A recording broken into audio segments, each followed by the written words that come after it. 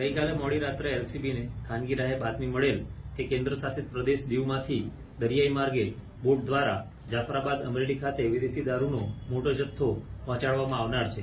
માહિતી મળતા એલસીબીની ટીમ દ્વારા નવા બંદર પોસ્ટે વિસ્તારના દરિયાઈ વિસ્તારમાં દીવાદાંડીની પાછળ 3 નોટિકલ માઇલ અંદર જઈ ખાનગી બોટ દ્વારા રેડ કરવામાં આવેલ, જેમાં વિદેશી દારૂનો કુલ જથ્થો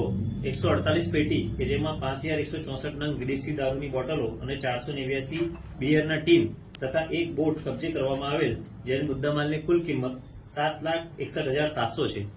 આ સાથે 3 ઈસમોની ધરપકડ કરવામાં આવેલ છે. ખાસ વાત કરવામાં આવે તો આ જે બુટલેકર છે તે ક્યાંનો છે અત્યારે જે નામ ખીલ્યું છે તેમાં મહેશ ઉર્ફે મુન્નુ લાખાભાઈ રાઠોડ એ પોતાના ખાનગી વાહનમાં દીવમાંથી વિદેશી દારૂનો જથ્થો લઈ આવી દીવના કોઈપણ દરિયા કાંઠે આ જે બોટ છે જે ઇસ્માઇલ અબ્દુલ પટેલિયાની એની બોટમાં માલ ભરેલો હતો.